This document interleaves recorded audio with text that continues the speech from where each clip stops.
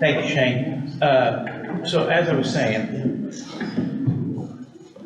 in trying to wrap my head around all of these projects, I kept thinking that what would help folks to understand this, what would help us is being able to show people a tangible example rather than multiple pages of all this stuff. I kept thinking of like a Gantt chart or something that listed the project and sort of showed the timeline of where priority item number 1 would be, then number 2, number 3, and have it in some type of chart form so people would see this isn't all due today, but it's all due at some defined period of time. So I think it's. I think there's a street bottom there. We had a list of like the streets. We slowly kind of mark those off, and we get the street bottom in this 10 years ago or something like that. I think we did that in Public Works. I was in the department at the time. I think we did that with all of our street projects. We put them up on the web page and just slowly mark them off. So you could see we've done this one. We've done this one. Okay. I assume that's what you're looking for, is just more public-facing information. Like that. Yeah, I want all I'd like to see it all on one page, so they're all together. Street, water, storm, all of it, because we have to address all of it. Now, we can have section A, section, water, or stormwater, whatever, but I'm just trying to think, when we're out talking to people, something that we can show them and say, this is what we have to stand us in the face. And that we're looking out in time also. And because all of these things can't get done today, but each section, whether it's rehab of water line replacements or whatnot, there's several items there. Well, what is the priority schedule of those items? And the dollar amount, just so we can have some idea in trying to forecast this all out. Because we may be looking at a bond or several different bonds at some point in time, and this will take a long time to prepare people. And just let's say my point again. Remember, these priorities can't change over time. Just like I understand that, we're comfortable with that, then I think we're okay. That's always our concern is, no use to this project, now it's gone, what happened? But here we are today, and we need to list the priority, the items in order of priority for today. Okay. Granted, that may change based on some other factors down the road, but at least we have something tangible that we can talk from intelligently when we speak to our constituents. And something that states, I mean, yes, we are responsible for street maintenance, but some things, even though we're responsible for, we're not dictating the timeline. Somebody else is dictating that for us, and we don't have control over that. And they need to understand that some things just, they are what they are. Shane, isn't Ryan currently working on an RFQ or something to that effect to do an inventory of the streets and the quality of the streets? For streets, right. Oh, I was saying for streets, yes. For streets, yes, it's coming. We've got Okay. an RFP, the details. I talked to streets the other day. I think they're working on an RFP to do it's necessarily a windshield assessment. So I have a little level of detail how they're going to assess, but the goal is to reassess our streets and, again, redevelop a prioritization schedule for our street projects. And then just for the 2014 bond, that information's on our website that shows the inventory of streets, which ones were addressed. We didn't get all of them, obviously, but that is on the website as well. Right. And tomorrow, just to sort of close the loop on another one, the fire staffing schedule that was discussed will go in the Friday update tomorrow. I kind of inundate y'all with a whole bunch of stuff at different times, but we're putting that together for tomorrow. We'll have the fire 4896 schedule example. That's all I had. Councilman Baird, you were out of the room, I think, when we were going around the table. Do you have any questions? I'm done with this. Okay. Thank you. All right. Thank you all for your feedback. Appreciate your time. Thanks, Bill. Thank you. Great job, you two. Thank you. Next. Yeah, that's Parks up next, is that right? Parks. You want some good news? Please. We're now ahead of schedule.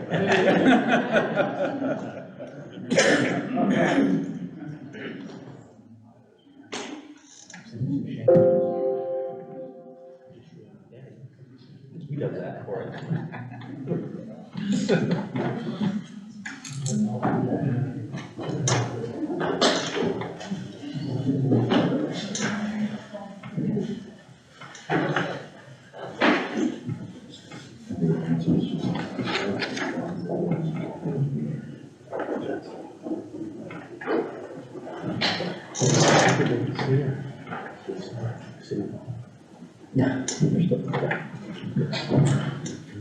Are you ready? Yes. All right. So I've got my name is Robert Diaz. I'm the new 2-week-old Parks and Rec Director. I got from the bowels of retirement to come back and just to give you guys a little background, I started my career with the City of Farmers Branch. I was thinking the other day, I actually got married at the historical park. My groom's cake actually was an outline of City Hall, if you can. Wow, you're in. I thought about that. Every time I go into City Hall, I think about that. I'm That's like, another way to ask. my groom's cake was the shape of City Hall. So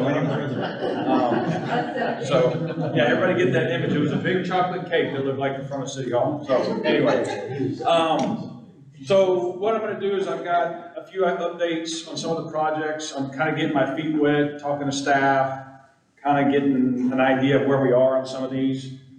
Definitely there was discussions at council earlier this week on some of the projects, so all right, we'll jump on in. One of the things we wanted to discuss, and we thought this would be a good forum, Ben and I, was to look at median and rights of way, kind of that philosophy. I will tell you, from what I understand from discussing this with park maintenance staff, our philosophy the last couple of years is just basically keeping things trim, keeping things, and this affected all the departments of the Metroplex. The big ice storms the last few years have just done tremendous damage to all landscapes, all parks. The former city I was in, it was very destructive. And it's evident. We've got evidence of a lot of the medians that have had issues either with storms, drought, whatever. So the mode though has just been let's just keep status quo, basically. So I wanted to see kind of what the philosophy was. I know it's been discussed at some of the meetings I've attended on the look of the city and things like that. So wanted to just kind of get an idea of, the thoroughfares, entrances to the city. I just listed those here, and I'll kind of open it up and kind of, we just want to kind of hear what it is that the council would like to see. Sure. This is kind of a lead up. We know this is a future topic for council as well, but we want to kind of get our foundation for what council is looking for on this one. As he said, Parks has been very focused on the new that's been coming in, the new items that were coming in, the medians were kind of just maintained as were, don't let them fail. There's obviously some opportunities. I've heard that from every member of council, but what does that opportunity look like? And so that's where it's kind of looking for some guidance here is where do you want Parks to start building towards for that conversation? We just don't want to get too far behind. So and as they start looking for budget money, that'll help us better understand as well. So that's what they're looking for here. So could I start off, if you don't mind? Our city really got on the map last year when we hosted the pickleball championship. And that, I think, turned Farmers Branch into something else that it never was before. So, we talk about trying to find out what is our niche? What's our unique selling proposition? What is something that we can own as a city? Well, we've got the pickleball tournament. Now we have a park that is, I guess, in second place. And so I think about the people that are coming into Farmers Branch. Our medians need attention. And to me, that's a priority item because that's what people see and notice. And when we're sitting in a park, well, we're not sitting in a park, but forget the medians. That's part of our look. And so at least on our main thoroughfares, and now we see all this traffic coming into our city to go to Hoyt Park. That's important, so we need to maybe spruce up, but use more drought tolerant plants, more native plants, and we're gonna have even more people coming after December when the multi-sport complex opens. So again, we're inviting people to our city with these features that we've got.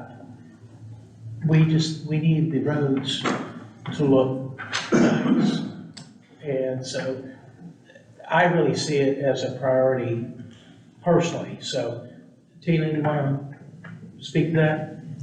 I do. So this was something that I had asked while Ben was out, Jawari about. He's copied on it, so he knows. So we have 51.2 acres of medians throughout the city that we're responsible for.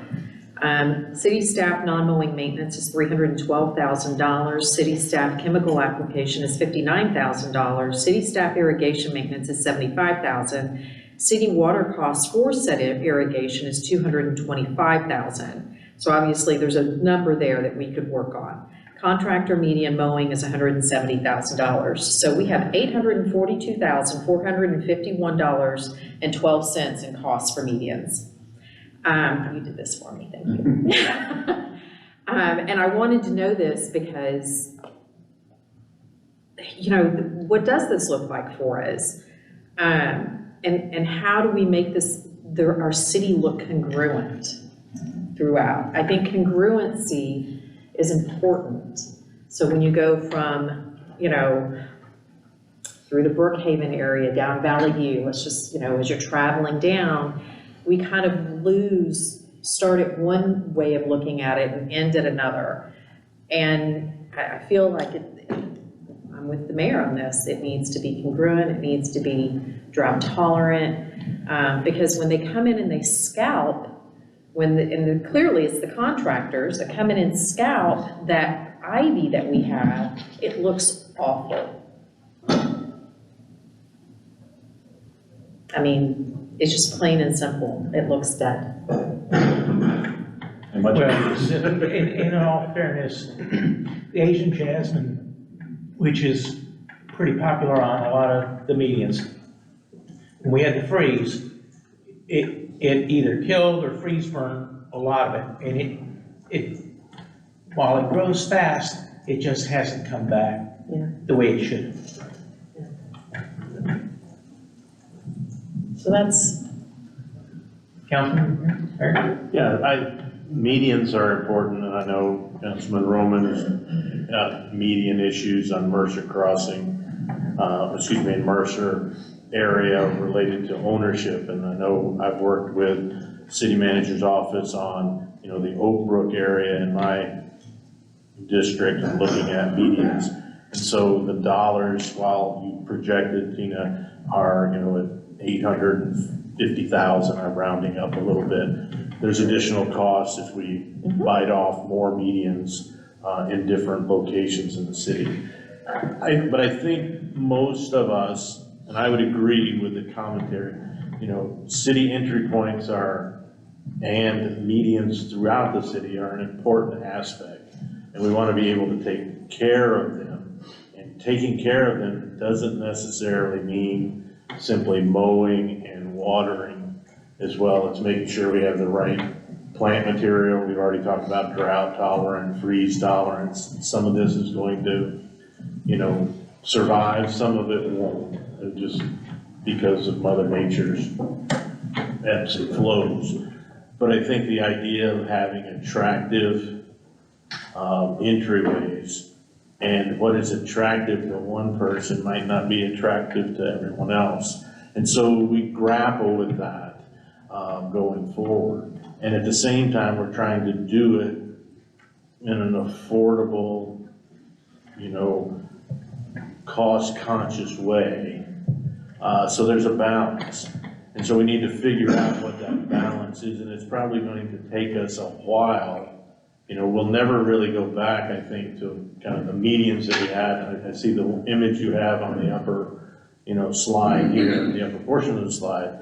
You know, some of that, as we've talked about, has suffered from the freeze, et cetera. And therefore, I believe, Tina, correct me if I'm wrong, none of those figures that you called out included plant material. So therefore, we all know that there's a cost for new plant material. I heard chemicals in there. Right, no, But, you're correct. So plant material, so on an ongoing basis, we have that to factor into the maintenance. But I think what we want, I'm hearing at least my constituents, they want the city to be attuned to making sure that they're attractive. And we need to figure out what attractive looks like. And I hearken back to kind of this imagery of, you know, this is a good picture and this is a bad picture. And somewhere in between, we figure out how to, you know, get there, you know, and we don't want it to be all mulch. Right. You know, so that was, in my mind, that's a bad picture. And then, but do I need it to have flowers on every inch of that median? Probably not, for me personally. But I would imagine there is some, you know, individuals that would love that. But we have to figure out where the balance is. So again, I think it's a responsibility, so you're asking for philosophy. Do we want to look, you know, how do we want them to look nice, but we need to figure out what our definition of nice or attractive is and continue to hone in on what that looks like and not leave it up to speculation, because we don't want to have a conversation that it looks nice, no it doesn't.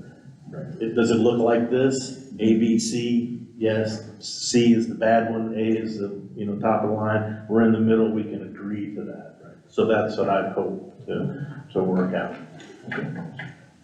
Well, and David, just to add to that, it's not like we're starting from zero, because most of our medians, are, let's say, decent. Okay, decent being maybe a C or C minus, Right. and we want to get to a B plus. Right. So- Agreed, we're not starting from, you know, just dirt on every median. I totally agree. But this goes back to where do we plan? Can we do all of them simultaneously? No, we understand that. I understand that. Where are the priorities? You know, address the main thoroughfares, the entrance to the city, and then we spread out further and beyond that where appropriate. You're totally right, Terry. I think, you know, we have to balance that out, and how much are we willing to endeavor in that and realize that there's maintenance and then there's improvement that has to be done just because Mother Nature requires it. So, anyway, thank you, Robert, appreciate it. Thank you, David. Councilman Roman? Nothing from me. Councilman Baird? So, it's all where you draw the line, and it always is on almost everything they were saying. So if we take Tina's numbers, we're already at 0.5% of the total budget. And she wasn't even talking about everything like David said. So to me, we're already at a pretty huge number. I'm fine with grass and big trees in medians, personally. And then on major intersections, let's dress up those some. On the entries, let's dress up those some. You may already be focusing on this, but I would want the focus to be on low maintenance, maybe even some no maintenance. You know, I love flowers. Are there some annuals that we can put in that just don't take much maintenance? But generally, I think a nice green lawn with big trees, that's something I just like. But I like the top picture there also. Right. I guess I don't have anything else but just trying to find where that balance is of we're already spending a lot and we want things to be nice. They are nice in some cases. You know, pick the most, I guess we need to prioritize and pick what are the most important intersections or entry points? And then, you know, and then draw your line on that list and say, we're gonna do these and not these or something, so. So, Robert, I have one more question. And I'm picking an intersection, which would be Marsh and 635, for example.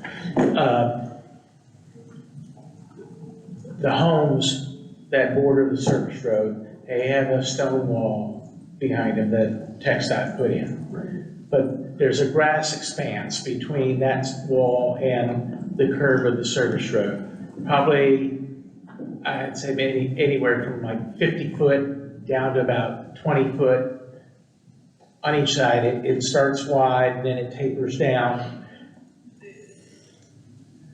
Is there anything available from the state where we could put some crepe myrtles or something in areas like that to just dress them up a little bit? And the reason I say crepe myrtles is because when I was on council, I wanted to do something called Color Farmers Ranch. We're a green city, we got trees everywhere. There's green everywhere. But what we don't have is a whole lot of color. We have some in some medians and whatnot, but you know, crepe myrtles are pretty tolerant and they different colors and they really look pretty, and just adding some color to our city. And I would say I'd even go so far, I would love to have a donate a tree program in the city where folks could donate a tree or donate money to buy a tree, and then we would put in a tree and courtesy of, you know, James, whatever. Could even put a little plaque on it. But I think something like that, it was almost, you know, there was a brick campaign at one time when they built City Hall. Right.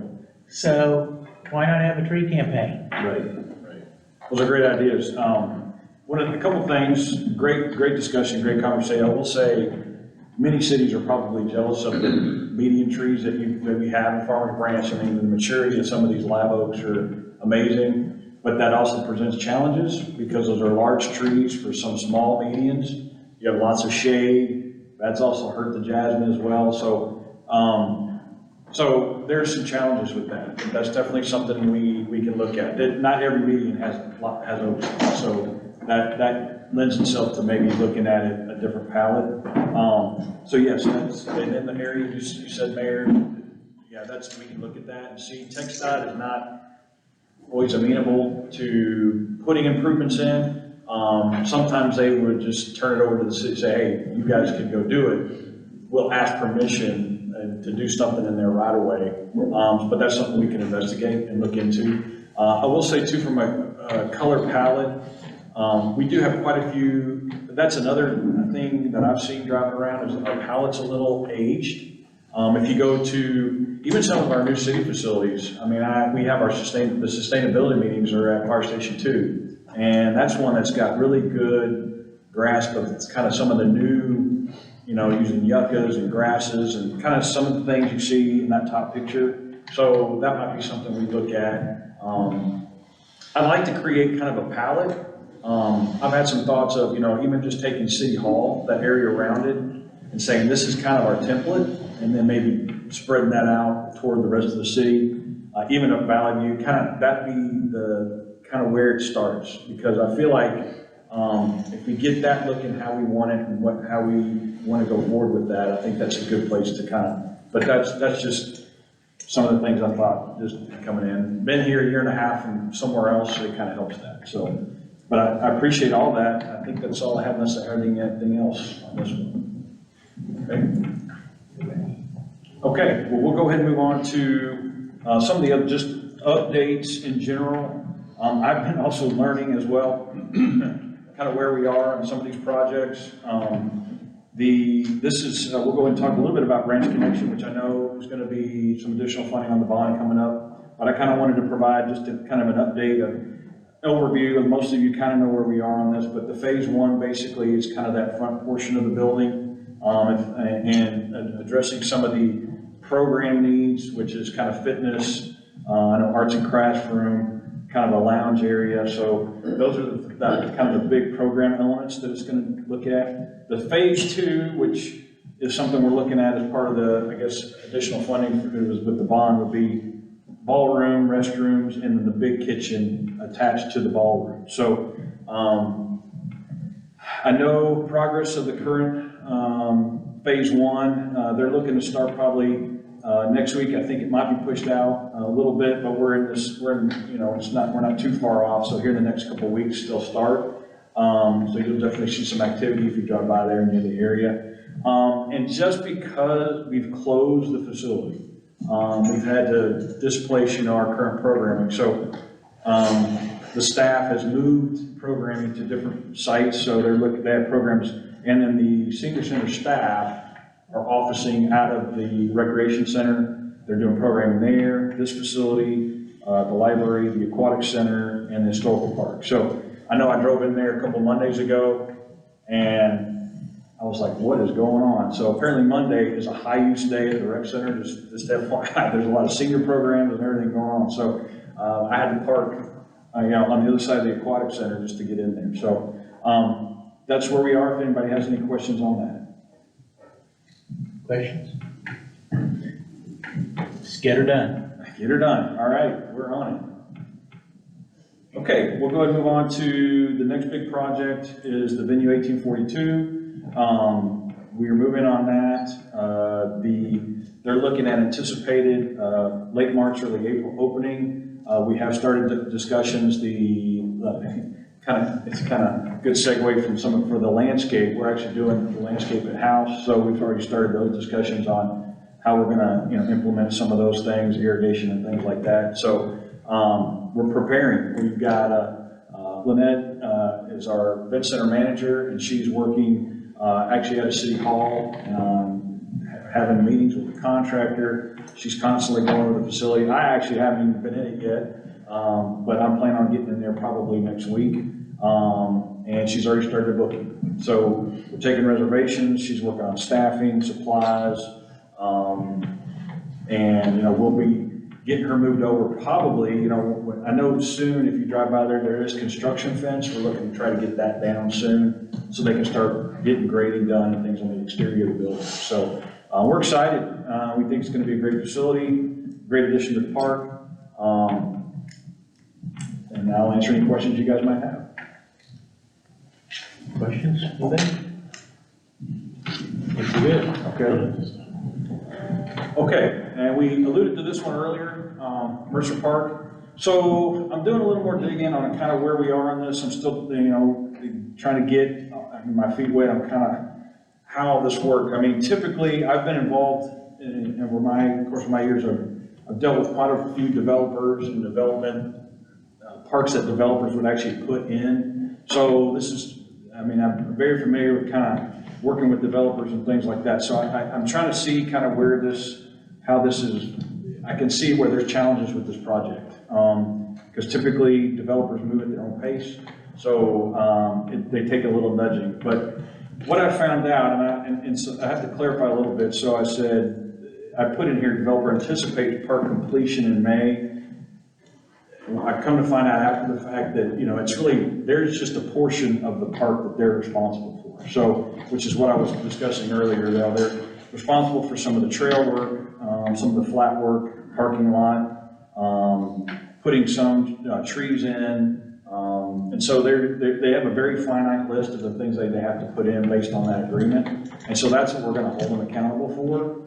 I think the big thing is the timeline.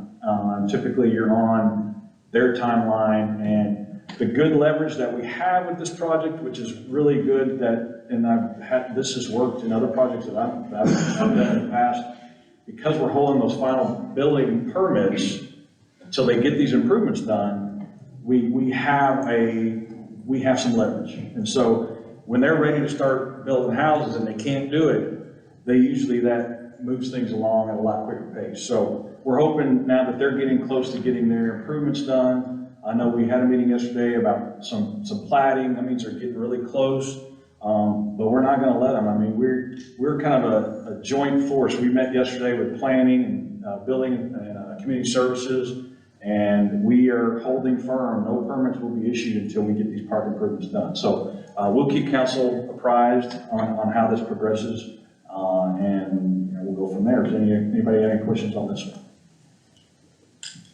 Council? Okay. Thank you. Last one is Squire, which is, I know, kind of a topic of conversation this past week at council. And just to get council up to date, the current budget, we budgeted some funding for looking at a splash pad specifically, and then we also looked at, we have some funding that we pushed out for the next fiscal year in that $1 million range. I think that's the number that's been discussed. I'll go ahead and push to the next one. So there was some concept plans done for the park, and this helps because it kind of just at least gives you the overview of kind of what we're talking about.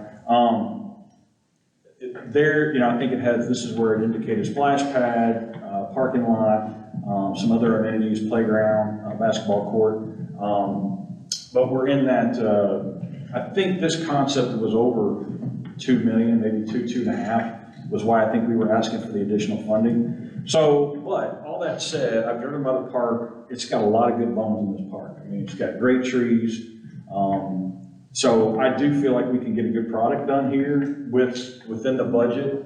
Now that it's been, taken off the bond, if we're in that $1 million price range, I mean, I definitely feel like we can get a parking lot in there. And I'd like to, I'm not sure the process, but I'd really like to get some good community input on what amenities they want to see in this park. I've heard things like basketball and, I know it had a formal soccer field in there before, but that caused some issues with the neighbors. So we definitely want to be user-friendly. I'm not sure it's the best spot for a splash pad just because of that kind of it just lends itself to, we get kind of a Hoyer situation. We only have, the only splash pad we currently have is at the aquatics center. And so when you put one and it's isolated like this, I'm not as much concerned in vandalism as much as I see more people getting into a neighborhood park. It's tough to put that kind of facility in a neighborhood park. But if it's, I will say, if it's something that neighborhood would like to see, if there's some ownership there, maybe taking even a soccer field or some of the things that we've had in the past, I think those are things we can do. It's not a great shape. It's awkward, and that's a challenge as well.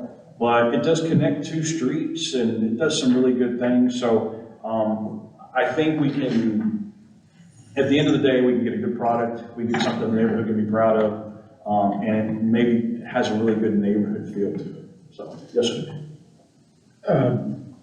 So when we were trying to develop Mercer Park, there was a lot of resident input on that.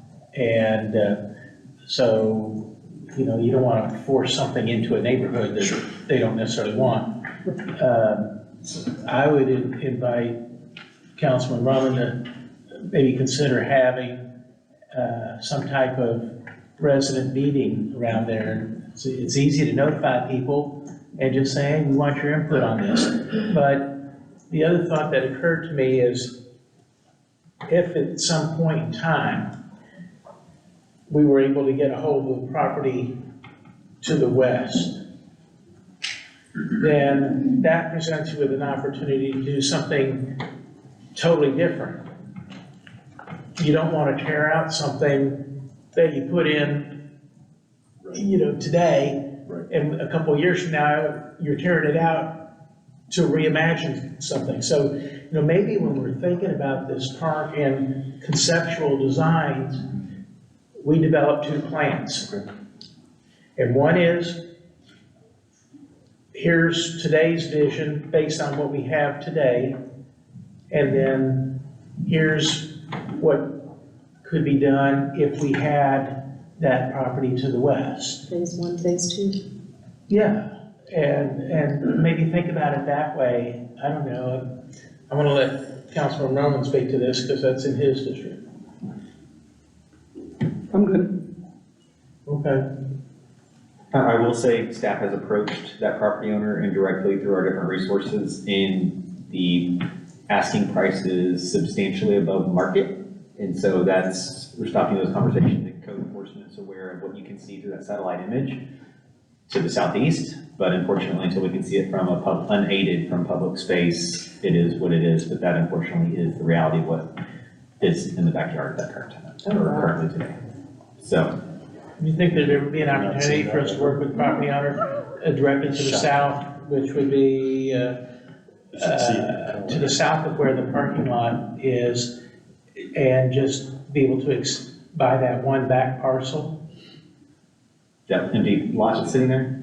Yeah, the junk storage. That's one massive lot.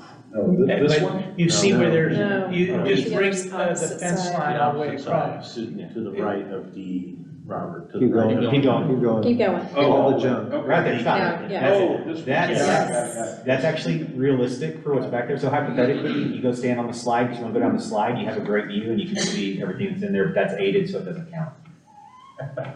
So you see where D is right there, and that southern line, if you could get that, just the back portion over there, then you could bring that line all the way across to the street. east. Just a thought. Okay. We got anything? I think it's worth discussion. Oh, yeah. Sure. David, did you have any comment? No, maybe a clarifying question, Robert, if I heard you correctly. I know in the current budget, we have 1.2, but did I hear you correctly that there's projection for another $1 million targeted in the future budget, or you're contemplating it? Or did I hear that incorrectly? And I'm just No, it's okay. Currently, and I got with, I got this morning with finance about kind of where we are on that. So currently, in the current budget CIP, there's a couple $100,000 budgeted this year to do some work at the park, mainly the splash pad, and then there's another 800 projected to be where we can use the budget for next year. So Okay, a total. so that's the split. Okay, thank you for the clarification. I just want to. That's good. I learned too, so. Numbers that were jumping around, so thank you. Appreciate that clarification. So that's summation over 2 years. Thank you. Awesome. Thank you, Robert. I think that's it. If there's any other questions. Any further questions? Anybody? Did you? No. All right. All right. Thank you. All right, great update. Let's talk money. Time for finance. Always good after lunch, right? Yeah.